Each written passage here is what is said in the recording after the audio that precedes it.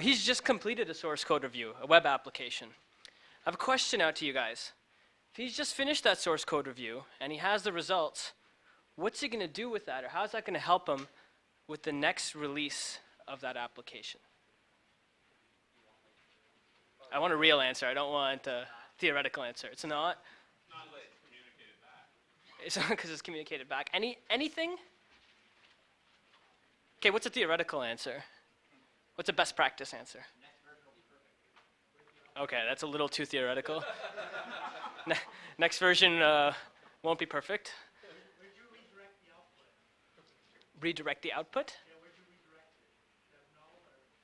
redirect it? Yeah, exactly. So there are a couple things that you could do, right? Like one thing you see a lot is remediation testing. We look back at our source code notes or review notes from the previous release, and we look at this release and say, have they fixed these issues, right? That's something that we can do. But a lot of what we gain by doing that source code review is lost, essentially. That comprehension of the application and understanding of the design, that's lost. And that's what I'm going to talk to you guys a little bit about, okay?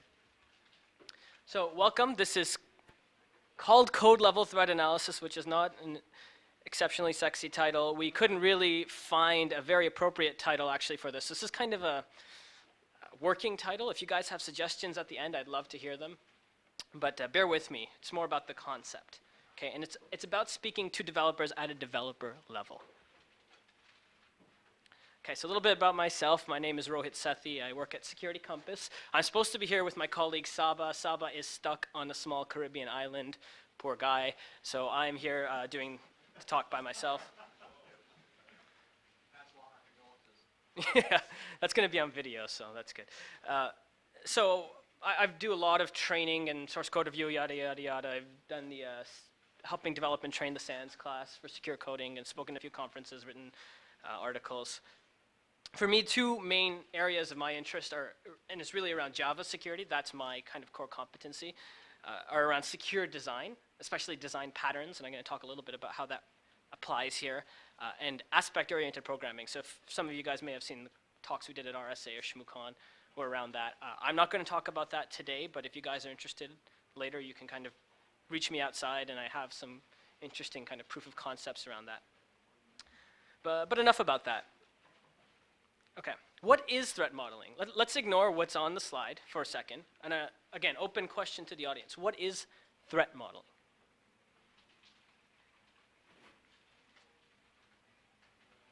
How many people do threat modeling?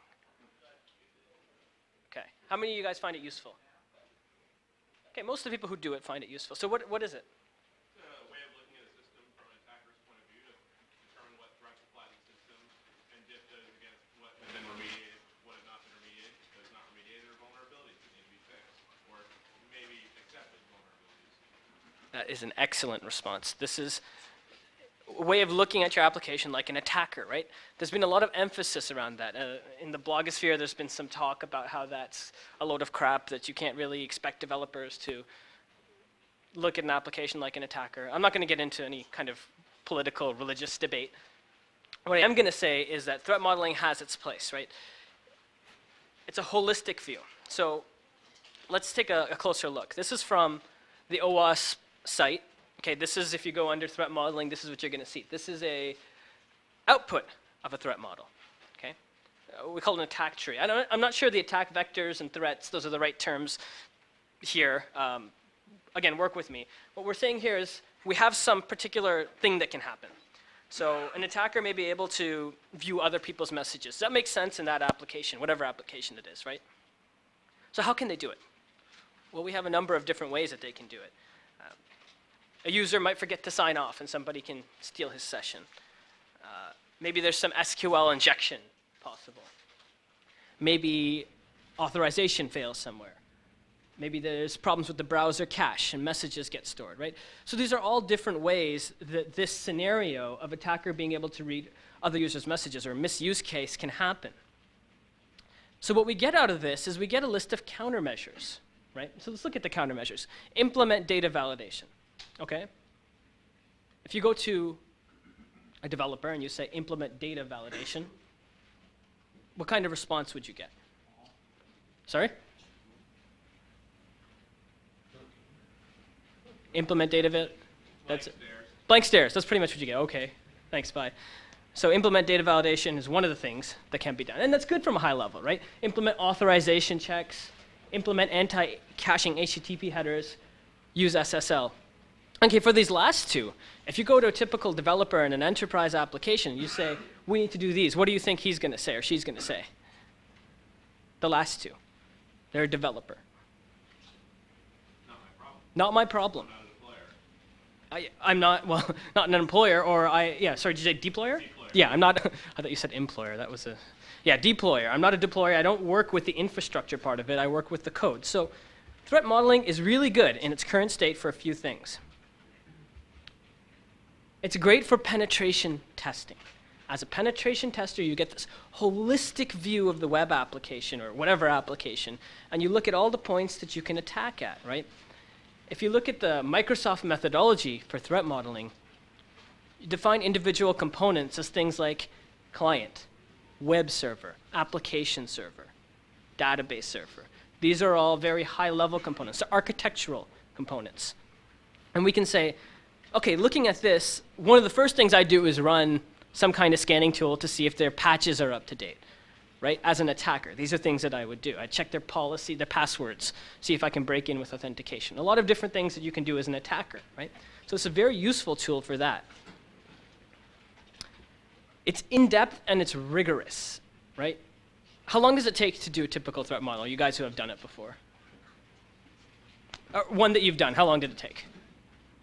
Anywhere from a week to 2 weeks, depending on the size of the application. Okay. Week to 2 weeks, depending on the size of application. Very good estimate. How many of you guys are developers?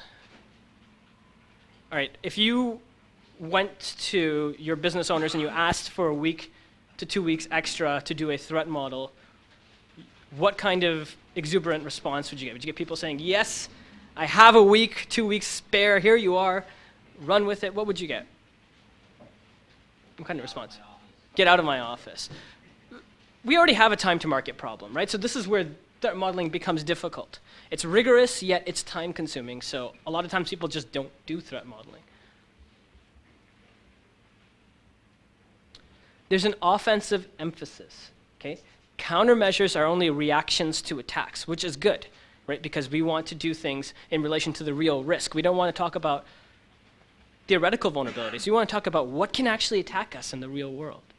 Okay? So that's where the word threat comes in, threat model. And this is a very important point. Threat modeling is really good at finding common weaknesses, okay, known weaknesses, the CWE. Distilling the CW, maybe to the OWASP top 10 or something like that, and saying, here's your application, here are the common weaknesses. But we don't really talk about business logic vulnerabilities, right? And I'm not going to go into a talk about what those are. I assume most of you guys are pretty well versed in that background. Okay, so threat modeling isn't there right now. So we've been doing threat modeling for a while. And at least at Security Compass, we decided we're going to branch out into a couple of different areas. One, we're going to make our models of